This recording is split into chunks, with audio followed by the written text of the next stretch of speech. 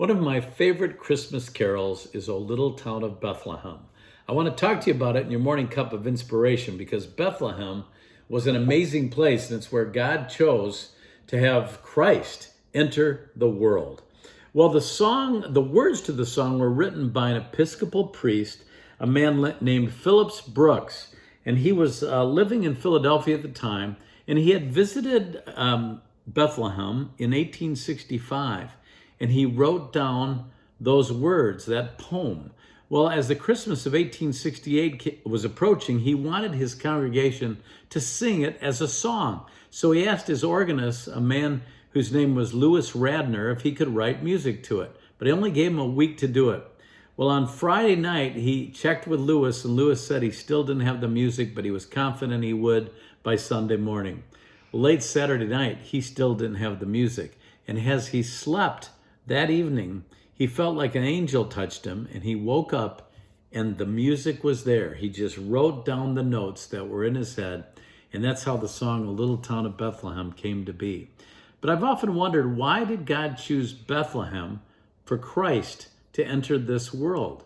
Because it was a forgotten town in a forgotten country, and yet the most unforgettable news ever happened there. Well, we read about it in Micah.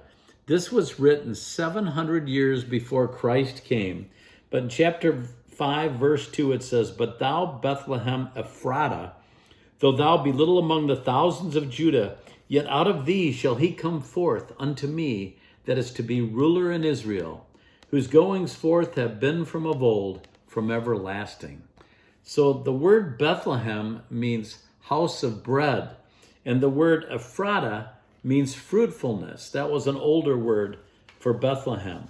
And it's interesting because Jesus referred to himself as the bread of life in John chapter 6, verse 51. He said, "I am the living bread which came down from heaven." And then over in John 15, verse 8, Jesus said, "Herein is my Father glorified, that ye bear much fruit. So shall ye be my disciples." So those names, house of bread and fruitfulness, come directly from Jesus' words, but they were written so many years ago. So when you sing that song, "O Little Town of Bethlehem, how still we see thee lie, above thy deep and dreamless sleep, the silent stars go by." Think of that.